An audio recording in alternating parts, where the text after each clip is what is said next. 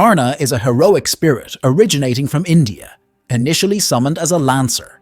But during one Christmas event, he decided to step up as Santa, spreading joy and happiness. Honestly, it fits him well, since he's known as the hero of benevolence. What makes Santa Karna unique, though, is that he's classified as a saber, a class known for wielding swords. But here's the thing, where's the sword? From head to toe, Karna's got no sword in sight. Instead, the guy's rocking boxing gloves. If you ask him why he's a saber, his answer will be something like, "My punches are so fast they feel like sword slashes." Yeah, that's not exactly convincing. It kind of feels like the devs just threw him into this class because they thought it was funny.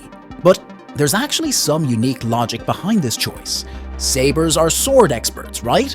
The kanji for sword in Japanese is read as ken.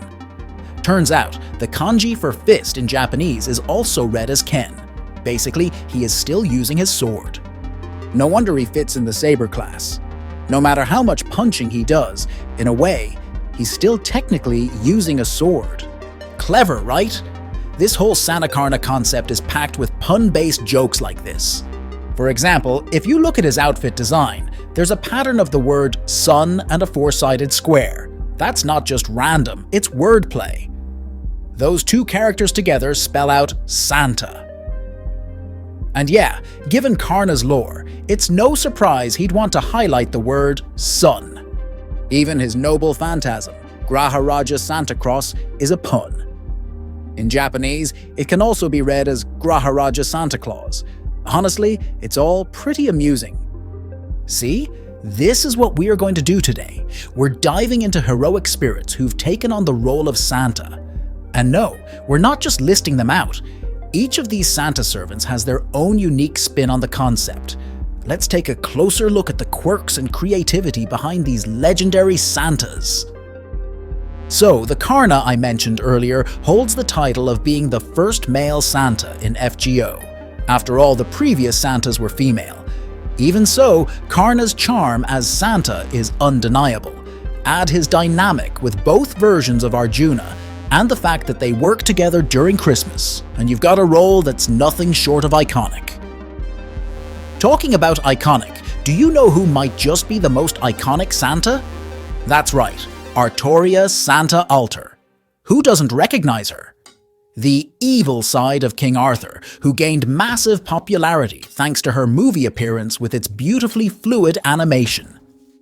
This version of Artoria Alter decided to repair her reputation by becoming Santa Claus, an ally to children everywhere, while she maintains the cool, no-nonsense vibe of her regular Alter self. Her admiration for Santa adds an unexpected touch of kindness to her personality. As the first Santa, her concept is pretty straightforward. She's just an Alter version shifted into focus for the Christmas event. Not much has really changed about her character. If you think about it, her placement in the rider class makes sense because of the whole first Santa idea. After all, when you think of Santa, the image of someone riding a sleigh comes to mind. This is probably the main reason Artoria Alter ended up as a rider, even though her noble phantasm has nothing to do with a sleigh. She still sticks to her usual Alter name and weapon, but, well, it works. Earlier, I talked about how Karna's Santa concept is packed with pun-filled jokes. For Artoria Alter, though, one standout thing I want to highlight is how impressive her stats are for a welfare servant. At max level, her HP is nearly identical to her regular Alter version. Sure, her attack and stats are lower, but her noble phantasm can actually outdamage her saber counterpart, thanks to how easy it is to max out her NP level. Honestly, she's considered one of the better rider class servants overall, with a solid skill set, a powerful NP, and the ease of unlocking its full potential. That's her gameplay uniqueness in a nutshell, and yeah, maybe I'm hyping her up a bit too much because she's the first Santa with such a simple concept. But honestly, there are moments that remind me why I love Santa Alter so much. One of her most unforgettable moments happens during the Christmas event, when she crosses paths with Jack the Ripper and Nursery Rhyme. Both are feeling sad and abandoned. Jack as the embodiment of London's forgotten street kids, and Nursery Rhyme as the personification of fairy tales in a shattered world. They challenge Santa Alter for presents, but even though they technically lose, Alter decides to lose on purpose and gifts them some presents, not one or two, but a bunch instead. The pure joy of knowing that these kids are happy makes it one of the most heartwarming scenes ever. In the second Christmas event, Santa Alter takes it even further by helping John Dark Alter Santa Lily become a proper servant. She warns the protagonist about John Lily potentially disappearing, which kicks off the whole event's plot. Moments like these really solidify why Santa Alter is such an iconic and beloved character. Let's move on to the next Santa, John Dark Alter Santa Lily. Honestly, this Santa has one of the goofiest concepts ever. I'm convinced the developers were cracking up every time they had to figure out how to name her or justify her existence in the series. I mean, come on, John Dark Santa Lily is basically a mashup of multiple alternate versions piled on top of each other. That said, the story itself is surprisingly solid. The idea of a little kid acting as Santa on the very day kids are supposed to receive gifts from Santa is actually pretty clever. It creates this mix of whimsy and drama that works really well. Now, one very unique thing about this Santa is how much irony is woven into her concept. First, by the end of her event, most of her ridiculously long name becomes irrelevant. She barely has any connection to John Alter anymore, aside from being created when John Alter accidentally chugged a youth potion, and she's not really much of a Santa either. I think this is intentional. I mean, her caretakers, like Amakusa, even say a Santa's life is about sacrificing your own wishes for others, which is way too heavy for a kid to handle. The second ironic aspect is that despite starting as a spin-off of John Alter, she has a stronger bond with the original John by the end of the event. Why? Because she represents John's childhood wish to visit the sea, and that wish is what keeps her existing as a servant in the first place. And then there's the third irony aspect, and for me, this is kind of funny. John Dark famously fought against the English in her lifetime. Yet here, Santa Lily's new besties are Jack and Nursery Rhyme, who, while technically more abstract entities, are essentially both English girls. I'm not sure if this whole irony aspect was planned from the start or not, but it's super interesting. And I bet most of you didn't know about these unique details, or maybe just didn't realize them. Now, as for why she's a Lancer, I think it's pretty simple. John always carries a flagpole for her flag during battles, and that pole doubles as a weapon. So, it makes sense that when she's not a ruler mediating the Holy Grail War or an Avenger, she'd use her trusty flagpole as her weapon.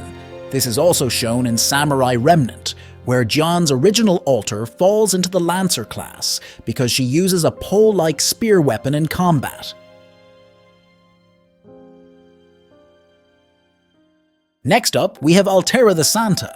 Honestly, Altera didn't really stand out as much in her own event because, let's face it, Ereshkigal kind of stole the spotlight. Sure, Altera was still our biggest companion throughout the story, but the main focus was definitely on Eresh. At least that's how I felt. One unique thing about Altera as a Santa is that she's the only one with a companion animal, and she even rides it in her noble phantasm. And because she has a ride companion, yes, you guessed it, she's an archer. Don't ask me why, because in Fate logic, archers are rarely actual archers. As long as you shoot something, you can be an archer. I feel like the devs were just messing around, thinking about how funny the nonsense is seeing someone with a mount, a Santa, yet fall under archer class. Now I think that wasn't enough, so here's another unique thing about this Santa. Her name itself is a pun. Unlike Karna, whose pun jokes are scattered across his skills and concept as Santa, Altera's joke is entirely in her name. She's called Altera the Santa, similar to her real title, Attila the Hun, but if you look closer, the San and Ta seem intentionally split. Of course, this can be read directly as it appears, Altera the Santa, but in Japanese, San can mean 3, so her name can also be read as Altera the 3. Or if you stretch it a bit, Altera the Third. Now, the third what? Of course, the third Santa. She's the third Santa, following Saber Alter and Jan Lily. Some fans also speculate that the third could hint at this being her third major version appearance across the Fate universe. First the regular version, then the larva form, and now as a Santa. You could argue with this one since you could also count Velber, but either way, it's a fun little wordplay that gives her character even more charm. Quetzalcoatl is one of those servants whose design I really can't stand. Like, seriously. I get that she's supposed to be cheerful, mixing samba with Santa vibes, but her design is just a huge no for me. Don't get me wrong, I still love Quetz as a character, it's just the design that rubs me the wrong way. Now here's something cool about Santa Quetz that you might not know. Why Quetzalcoatl, of all people, as Santa? In the story, it's explained that the previous Santa passed the baton to Quetz because Altera believed she had what it takes to be Santa. But for players, it feels kinda random. I mean, past Santas were usually tied to the main or last enemies of the previous singularity, so this choice stands out. But here's the thing. There's a wild historical event that might explain it. On December 23rd, 1930, Mexico City held a Christmas celebration like no other. Instead of Santa Claus, the star of the holiday was Quetzalcoatl. The idea came from President Pascual Ortiz Rubio, who wanted to push Mexican traditions instead of foreign customs like Santa Claus, which had only recently started becoming popular and had no connection to Mexican culture. To make it happen, they turned the National Stadium into a massive stage. Right in the middle was a huge Aztec-style temple dedicated to Quetzalcoatl, surrounded by colorful Christmas trees, lights, and even military bands. About 15,000 people showed up, poor kids, VIPs, and diplomats alike. For those of you who want to dive deeper, I've dropped the article link in the description. It's got all the details, the purpose behind it, and everything else. The point is, this one massive Christmas moment was so big and memorable. So did the developers team take inspiration from this historical event when making Quetzalcoatl a Santa? Honestly, I have no idea, but it's an interesting connection.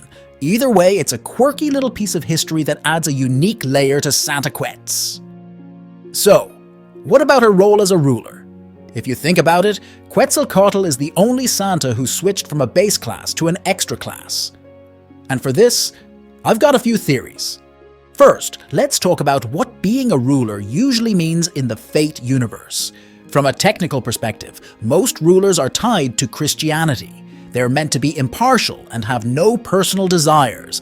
There are some exceptions, though. Their job is to oversee Holy Grail wars, and the whole Holy Grail concept is rooted in Christian lore, which is why masters typically report to the church before starting their wars.